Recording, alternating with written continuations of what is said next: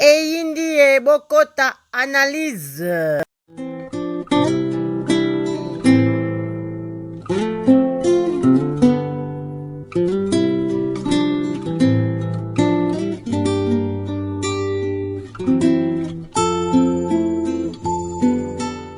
Bienvenue dans les conseils du soir, bienvenue dans Père Petit TV. Bonsoir chez vous, bonjour, j'espère que vous allez bien et merci à tous les abonnés de Père Petit TV. Merci à tous les abonnés des conseils du soir. Et aujourd'hui, je suis là pour faire l'analyse sur ce qui se passe sur les réseaux sociaux. Vous savez, c'est ma première fois de un peu s'intéresser de ce qui se passe sur les réseaux sociaux. Oui, c'est ma première fois. Si je me décide de parler de ces problèmes, c'est parce que ça concerne d'abord les couples. Ça concerne les couples et puis ça concerne la femme. Et c'est parce que ici, dans ma chaîne, et cette chaîne, c'est le conseil du soir, on parle souvent de la femme, on parle souvent des problèmes qui se trouvent dans des couples. Voilà pourquoi je suis là pour parler de ça. Alors, on va commencer. Je vais faire un peu d'analyse parce que j'ai eu vos messages, j'ai eu vos appels et vos vidéos que vous m'avez envoyées. J'ai regardé et voilà pourquoi je suis là pour faire l'analyse. Ok, nous voyons ce qui se passe. C'est Mataï Kita, Tina qui fait des lives et Nikki qui fait des lives. Et parfois je me pose la question quand je m'en vais sur les réseaux sociaux, je me pose la question, pourquoi quand on se réveille, on attend toujours les mêmes noms, les mêmes artistes. Fally. Est-ce qu'au Congo, nous n'avons pas d'autres artistes? Est-ce qu'il n'y a pas d'autres artistes que Fally? Non, il y en a. Mais pourquoi on parle que de Fally? Je ne sais pas. On parle que de Fally. Fally a fait ceci, Fally a fait cela. Et c'est la première fois, je pense aussi, c'est la première fois que Makamba Bolingo Fally sur les réseaux sociaux comme ça. C'est ma première fois. D'abord, je vais parler de Nikki Ipupa, Nikki Barcelone. Je vais parler d'elle. Madame, je sais que tu étais la femme de Fally. Tu as fait des enfants avec Fally.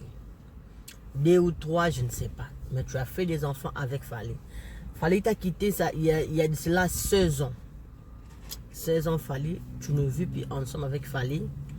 Mais Fally paye tes loyers, Fally prend soin de ses enfants. Qu'est-ce qui t'a poussé de venir avec vos problèmes que vous avez, de venir avec ça sur les réseaux sociaux? C'est ça la question que je me pose. Pourquoi maintenant là, les gens prennent leurs problèmes, amènent ça dans les réseaux sociaux? Est-ce qu'on a dit, ou bien moi j'ai raté l'épisode, est-ce qu'il y a une personne qui a dit que les réseaux sociaux, c'est la cour ou c'est là où on vient juger les gens? Parce que tout le monde, s'ils ont des problèmes, ils viennent seulement sur les réseaux sociaux. Tu as un problème avec une personne, au lieu de lui appeler, de se parler en 4 minutes, non, tu viens avec vos problèmes sur les réseaux sociaux. Madame, toi tu étais la femme de Fally. J'ai vu tes enfants.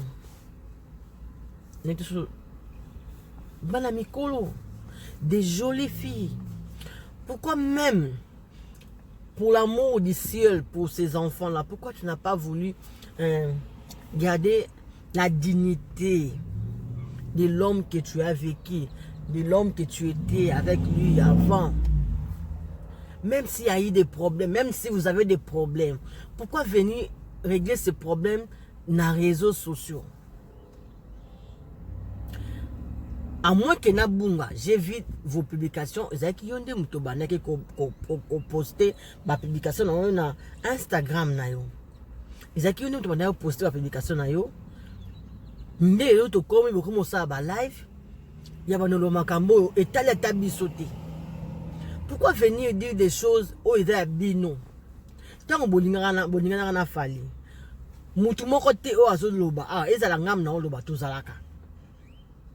Bokabwani Tout ça la kate. Sikoyo, pourquoi vos problèmes, au lieu de régler ça, vous venez avec ça dans les réseaux sociaux? Maman naïe bate. Au moins, je sais que c'est difficile. Un homme comme Fally, au moins la carrière n'a TV, ils ont l'occasion misu. Oroyoka, ba olobelaka Fally. Surtout bino bozala ba Europe wana, ba olobelaka Fally. Ils ont gagné ma toy, okomona Fally. Je sais que c'est difficile. Mais si moi j'étais à ta place, supporter le quoi, peu importe le problème, et ça dit que yo explosé boy.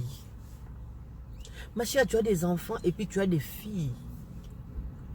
Et puis combien batu ba enviaka banana yo, mais bazoka occasion na tesiko à partir makambo et bimio yo, ba koluka pe ba détruire via banana yo. Même pour les enfants, pourquoi ne pas qu'on en a maîtrise? Bon, ce qu'il fallait, on a foutu la yonda côté, tu as ton dima. Ce pas un oza mabe. Ce qu'on a occupé par un oza mabe, ce qu'on a occupé bana. Azo foutu la yonda ko. Bokawa be bana kala. Problème ngo nini o eko yake bo na ko luba makambo biso etali biso te. Bo ya ko luba na ngo na ba réseaux sociaux. Est-ce que mutu aza awa musambisi ata na réseaux sociaux? On peut bien tina na ki aza ki pire camarade na yo. A part tina, fala za batata ba sa batata ba mama leki. Pourquoi son moyen que tina ta nso bolo ba souté? Pourquoi que n'est pas mutu nso souté yo ye na ngona réseaux sociaux? Et puis mususu mobali bosi bo kabona pendant 16 ans. Après 16 ans, on a live ya Tina, mibali mususu bazala pe, ata pita muzana bolingo ya Fally, mibali mususu bazalaka. Ozana mibali mususu te ezani ni mama, bosi bo kabwani na mutu, mibali akeyi. Bo akenda 16 ans, bo akenda. Eli koni kukanga na mutu. Mutu oyo, aboya yo, bo kabwana ye.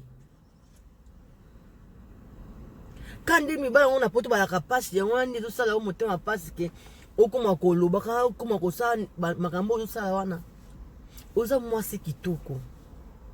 Pourquoi comme ça fallait mutu makasi boy à moi quoi nti yo kraka et ça nti mutu yo ko vivre te. Maman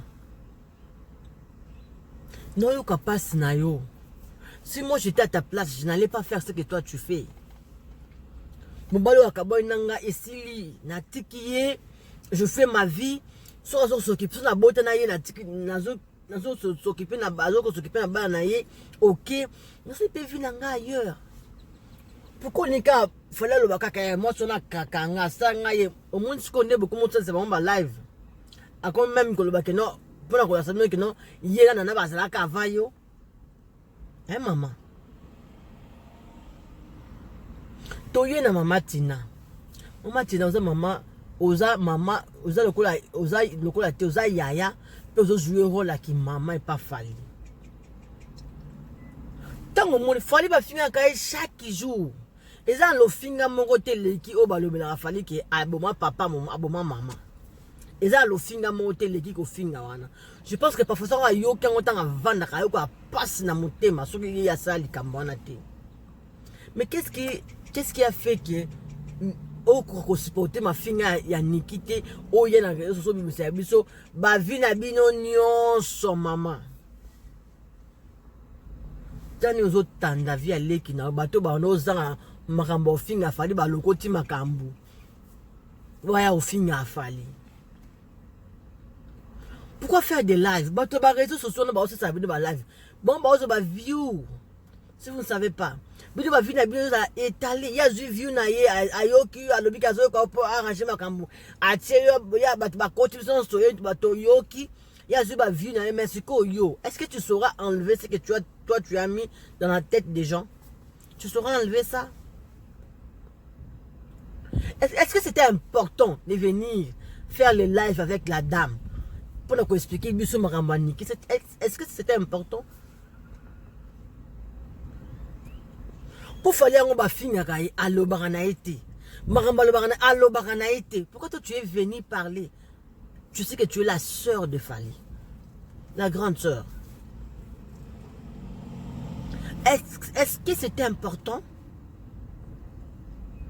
Niki wana bozaka na ebie bozaka ninga mozo bozaka ba master. Bozaka rolia na ye coach na ye together. Siko qu'est-ce qui a fait que obeta eza la vérité za lokuta obeta ngo kara pendant ki mukolo tika ye asa ninga osana bana osana bana ko sana e wana ne bana bandeli ya moi. Ti siko pourquoi tu n'as pas supporté ça? Tu veux venir faire la pourquoi? Mama Tina. Tu biso so fallait za leki na yo. Marambo nika zolo ba tu biso famille ezaka e mata e kita. Toza to swani to potani. Mais la famille reste la famille. Mutu moko ta loba que la famille na ye azara bazara na pela batu nyonso. Ko sone zalaka. Mais to kabula la famille te, famille benya naka ezonga naka. Pourquoi tu venais te justifier devant les gens? Pourquoi? Pourquoi tu venais faire les lives? Vous oubliez que vous avez des enfants. Et que les enfants de Tina, de Niki, si c'est Niki, Barcelone, Bakobenga Otata Moisi. Ce sont vos enfants.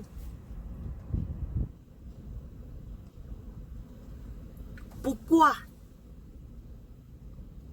Ozu vi ale ki na yo tiango liboso et talango boye. Pour quelle raison? Il faut arrêter, Yaya, il faut arrêter. Laissez Niki parler comme il parle. Laissez-lui faire des vidéos. Bobetaye Kara, il va se fatiguer. Et on est en abîme dans le banao makambo. Occupé été. Et soit raté. Et puis que silence est soit à koleka pour t'ambassoir. Silence. Et soit à koleka pour t'ambassoir. Bien. Mutu pena osa makambo. Le banao makambo. Biv malobi, alobi. Si ozon se ata i ata auto. Et puis que soyez.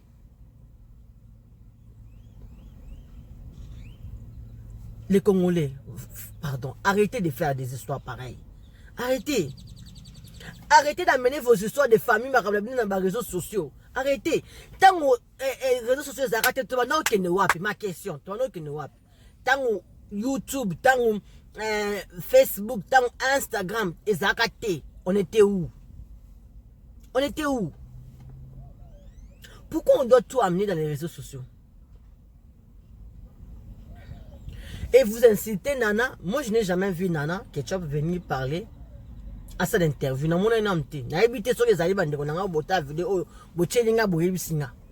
Je n'ai jamais vu cette femme.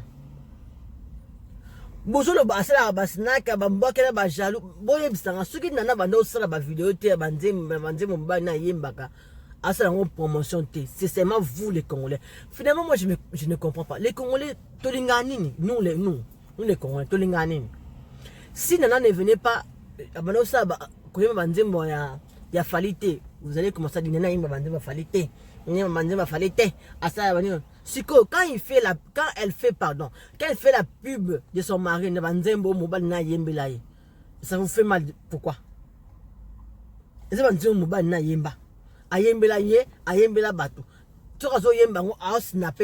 vous fait mal. Pourquoi?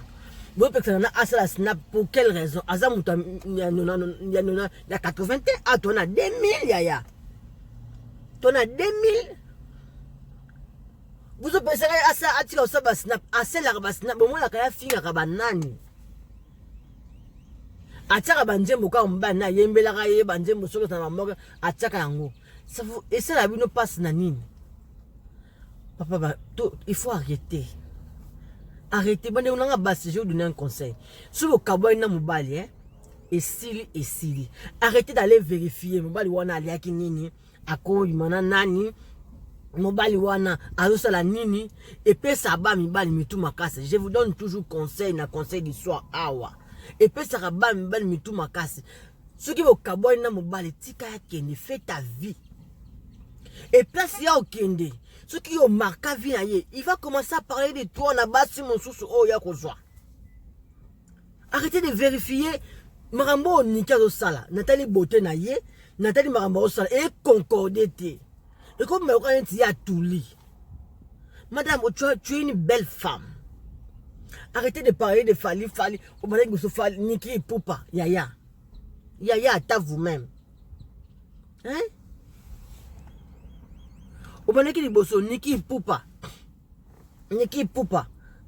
Dis-moi comme il a dit ça. Ozo komi pakolisa. Pour quelle raison? Tu es belle. Bon, moi, c'est quoi? Ozo mi bali muso mi bali wana namba marqué ote ndenge fallait marquer vu na yo. Tout temps ce pour mobile nga fallait marquer ote marquer ce que ozo mona fuka o lobela kai. Mais attends Yaya, attends, moi je ne le ferai pas. Na rosala yango te. Les filles, un conseil, si tu se séparer dans mobile, Bokabwana, tika makamna, arrêtez d'aller fouiller dans Facebook na ye, arrêtez d'aller fouiller dans makamna ye, asenan ezo sala yo dijarte. O makamunika zo sala, même si elle a raison, azo maloko moi c'est mon quoi touli. Peu importe makambo bazango moi ça à touli parce que nana zo répondre était. C'est la grande sœur de Fali qui est venue répondre. Et j'ai vu ce matin Fali et Nana. Bon, ça vidéo que peut qu'on rappeler ni tant on voit que non, oyoza liboso Nana, oya oza moi ça Fali, oza moi ça Fali liboso Nana. Fali dit que nzembo wana yembela Nana déjà banda kala yo to nikyo zakate. O monte ke sopa. Na mbala koti makamba, itu sopa yaya. Ce sopa. Hein? Si vous avez des problèmes, benga ça papa moi na oyebi pe pour vana naï. Benga mais arrêtez de venir na bagado sur boire le bel rabi sur makamu. Tona makamamboka mboka etambola bien te to regala makamamboka. Arrêtez de ya ko bana ko distraire batu makamba wa Fali makamba ni to lokana to bongsa mboka. Arrêtez. Madame Niki, tika hein, pardon. To bondelio, tika. Tika izo sopa, ya izo sopa.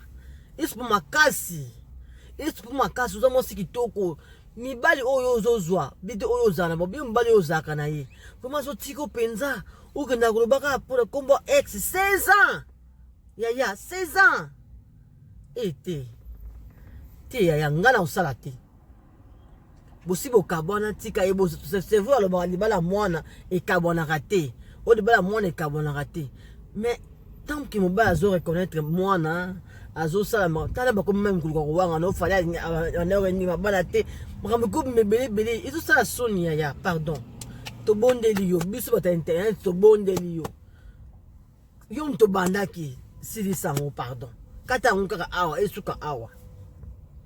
Si je suis là pour parler de ces problèmes parce que ça concerne ba foyer, ça dit comme ba couple, na dit comme ba femme. Le coup la ngai na chaîne na le ba couple, ya on a écolo makam oyo.